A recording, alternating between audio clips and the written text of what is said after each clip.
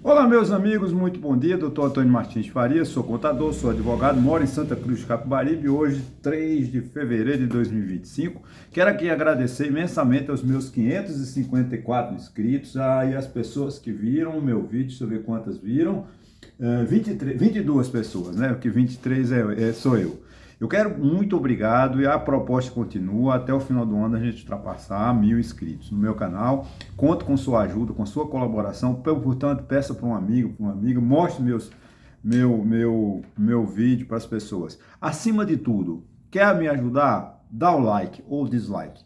Isso é fundamental, porque quando você dá o like, você não esqueça, abriu o vídeo, dê um like. Se não gostou, no final, dislike, dê o dislike.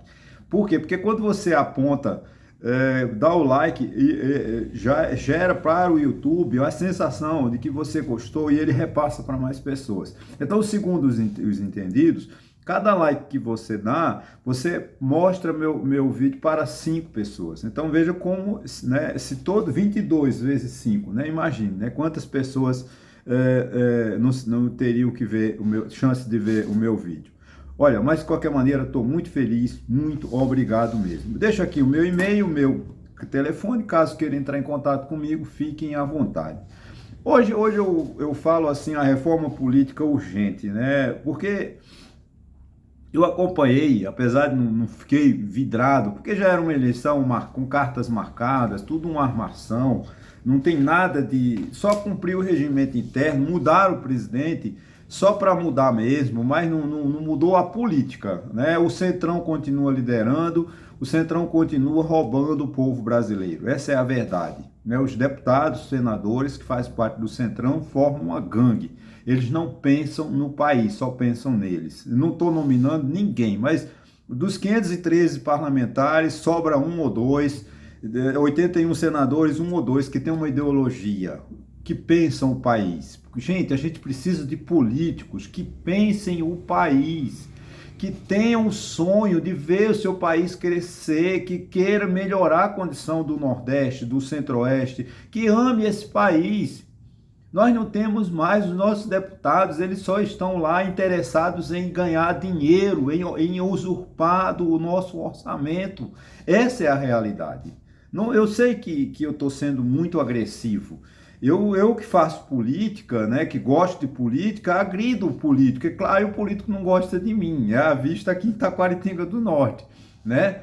Mas eu não posso calar, porque a gente tem que mostrar a realidade a esse povo sofrido, a esse povo que batalha, esse povo que essa hora já está no campo, 8 horas da manhã, as pessoas já acordaram às 5, 4 e meia, 5 horas, estão trabalhando sem café, sem alimento adequado, lutando, um criando uma cabra, outro criando uma vaca, alimentando uma galinha, um chiqueiro de porco, outros na máquina de costura aqui em Santa Cruz de Capibaribe, né? Sem parar um minuto, né? Porque tem que produzir, tem que ser 200 calcinhas a cada 4 horas, 200 sutiã a cada 4 horas, senão você é mandado embora do emprego. É esse povo que eu defendo, esse povo que não tem assistência médica, porque veja bem, uma cidade como Santa Cruz de Capibaribe, ela tem lá, as empresas se empregam, tem empresas que, tem muita gente que trabalha autônoma por conta própria, mas muita gente trabalha empregado.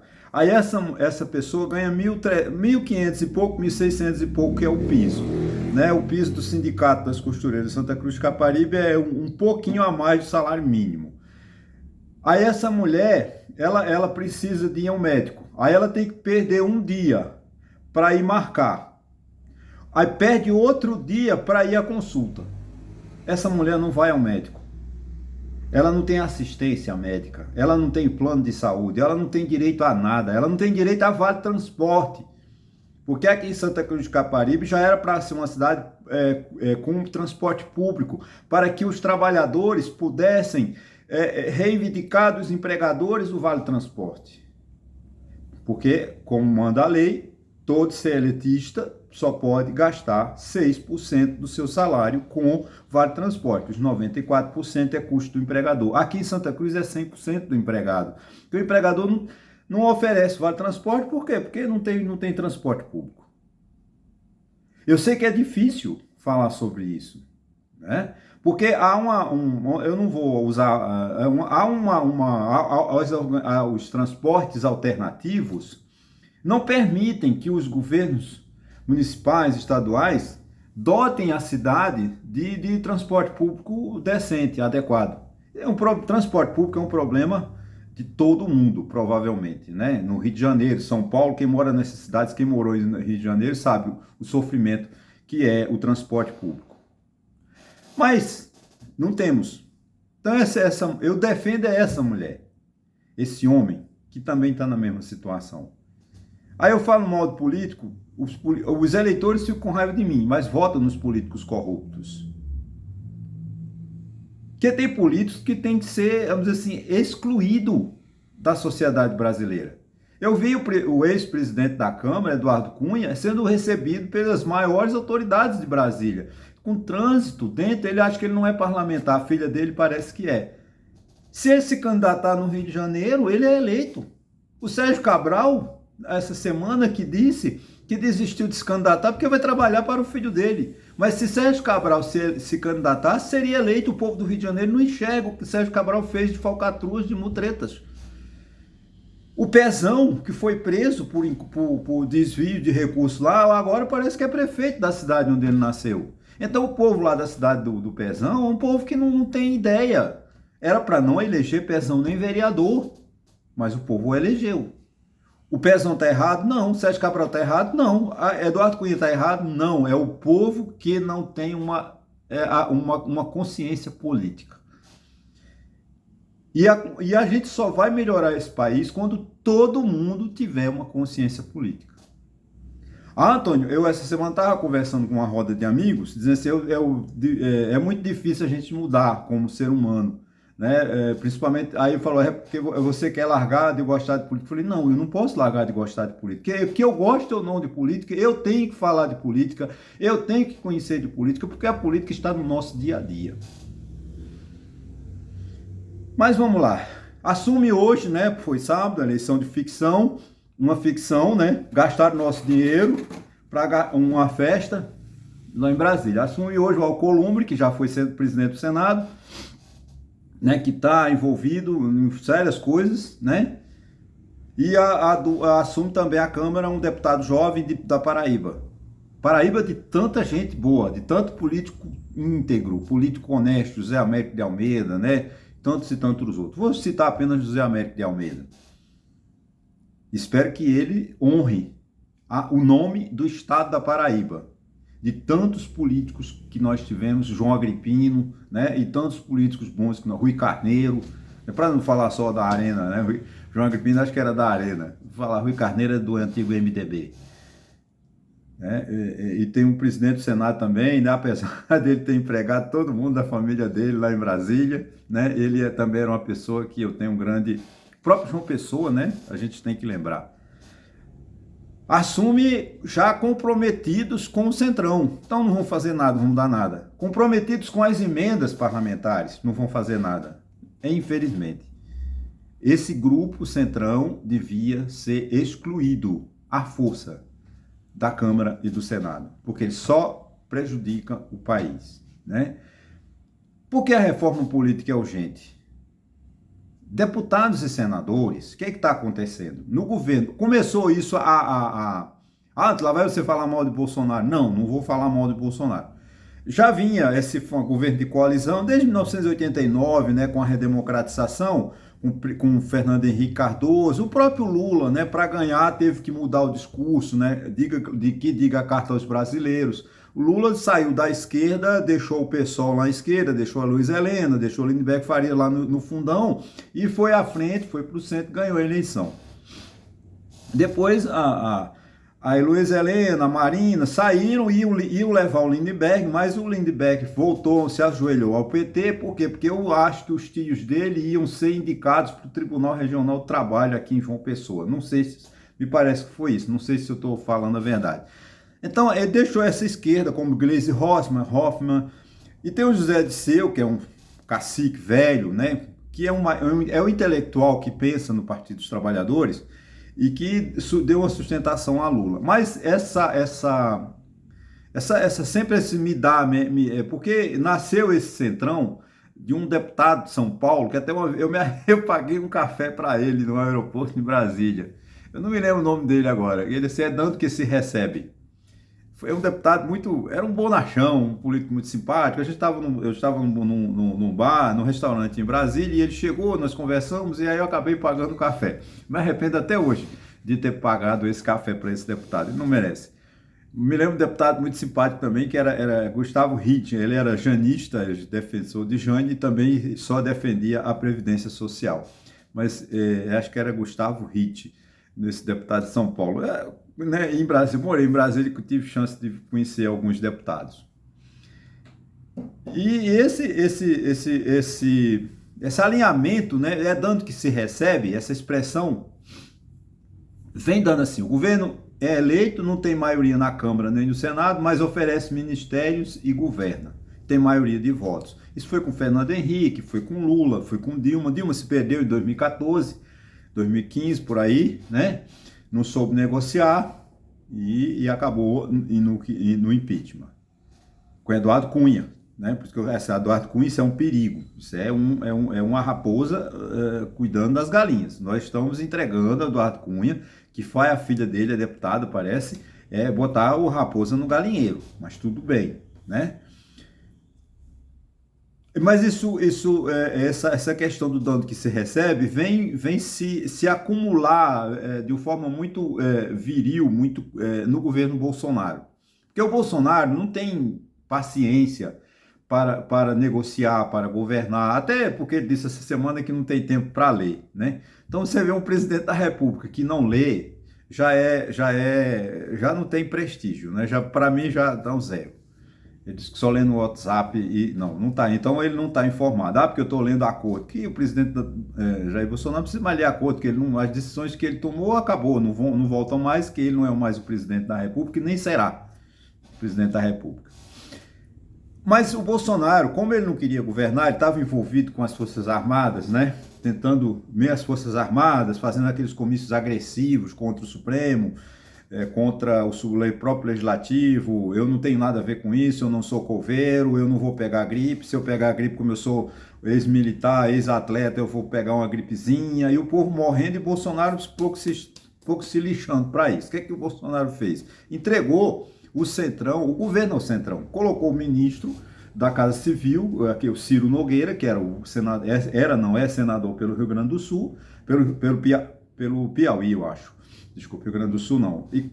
Aí distribuiu assim verbas a rodo e criaram exatamente o orçamento secreto. A gente manda essas verbas, os deputados não precisam se identificar, os prefeitos não precisam dizer que receberam, também não precisam dizer por que gastaram. Então, gente, imagine, e eles estão lá só atrás dessas verbas, as emendas parlamentares, que é em torno de 50 bilhões de reais por ano. Aí imagine, você tem 50 bilhões de reais por ano para o deputado e senador distribuir para os padrinhados deles, sem prestar conta, sem o prefeito não vai dizer onde gastou, não vai gastar, porque ele não, você acha que um prefeito que não precisa de divulgar quanto recebeu, não precisa dizer em que vai investir esse dinheiro, 4 milhões de reais, você acha que o prefeito vai investir no município povo pobre? Vai não, vai levar para a família dele. Vai arrumar um jeito, vai asfaltar a fazenda, como é o ministro tem um ministro, acho, da Agricultura, que é acusado, né, de ter asfaltado a estrada que leva à fazenda dele. E esse cara é ministro. E vai ser provavelmente governador do Maranhão. Então, os deputados mandam isso, além dos 5 bilhões, né, do orçamento do fundo eleitoral para os partidos, né, fundo eleitoral e fundo partidário. Então ele leva aí uma média de 60 bilhões de reais por ano. Agora, eles não têm ônus nenhum, não assumem responsabilidade nenhuma. Aí o governo, com menos 50, 60 bilhões, o governo administra mal. Não atende às necessidades do povo, não põe médico no SUS, não põe medicamento na farmácia popular, que é o que está acontecendo no Brasil hoje. Faltando a nossa vacina com a Covid, segundo informações, estão desatualizadas. Quer dizer, o governo não tem condições de atender bem, recebe a crítica. Mas e os parlamentares que recebem 60 bilhões só recebem elogios? Então tem alguma coisa errada. Então a gente precisa de reformar isso, tirar desse poder monstruoso que a Câmara e o Senado estão exercendo sobre o poder executivo. Posso afirmar, sem qualquer medo de errar, e uma expressão forte: o governo Lula, amanhã seja quem quer que seja, Bolsonaro, ou Gustavo Lima, ou Tarcísio de Freitas, não vão governar porque ele é escravo da Câmara e do Senado. Precisamos de modificar, porque o Poder Executivo tem que executar. O Poder Legislativo tem que fazer lei e o Poder Judiciário tem que dizer se o Poder Executivo e o Poder Legislativo estão de acordo com a Constituição. Essa é a harmonia, essa harmonia. Poderes iguais, isonômico. Não está ocorrendo, porque o Congresso Nacional dominou, né, escravizou o Poder Executivo. Porque as emendas, eu não estou aqui defendendo o velho jeito, né? O governo federal tinha o poder das emendas, ele mandava as emendas quando queria, aí o deputado dizia, eu não voto o projeto de seu interesse. Aí ele dizia, não, deputado, vote que eu mando emenda para o senhor lá no seu município. Aí ele votava.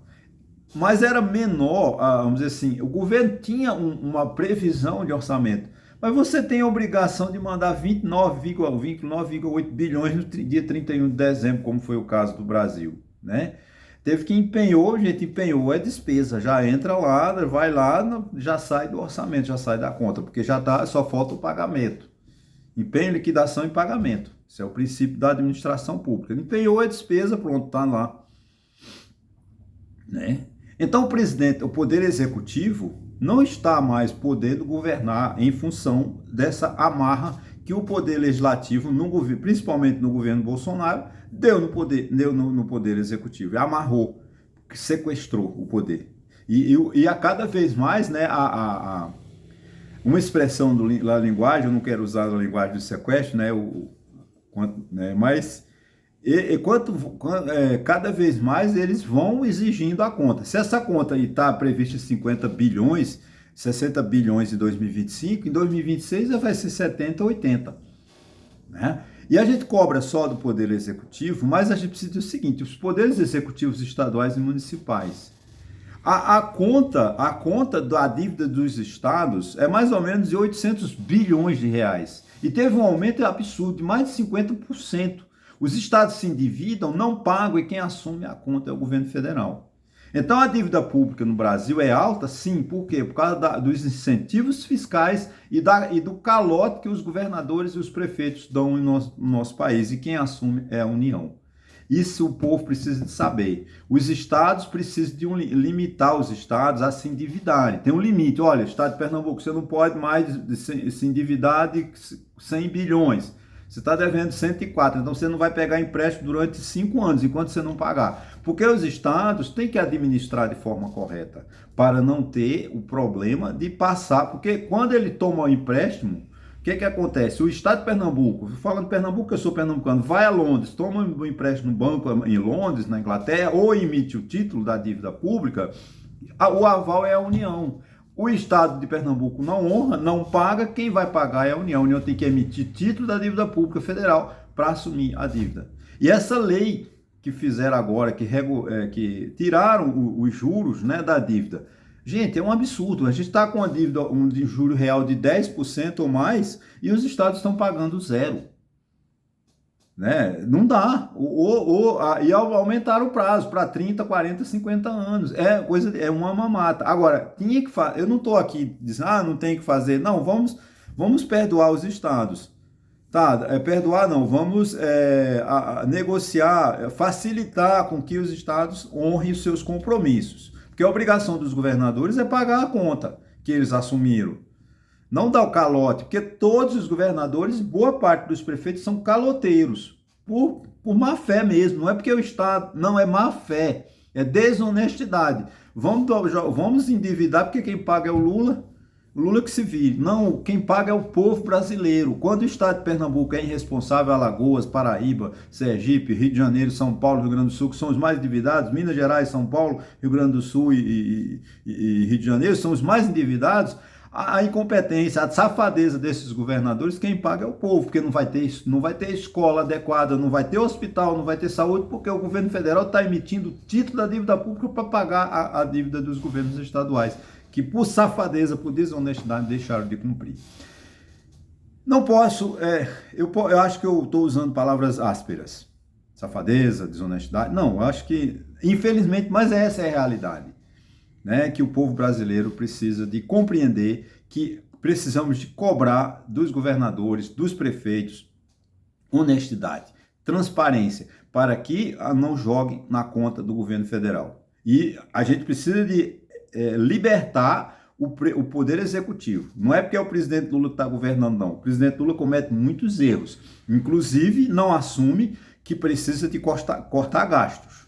Né? O governo precisa dizer, olha, vamos cortar gastos, vamos cortar na pele. Inclusive a dívida dos governadores. Essa é a grande verdade, né? Deixar de pagar a conta dos estados. Ah, o estado está ruim, problema seu, se vire, você é administrador para isso. Porque eles só querem, você vê, agora tem um projeto de emenda constitucional no ministro da Justiça que sumiu, ninguém ouve falar de Lewandowski, né? Está sumido, né?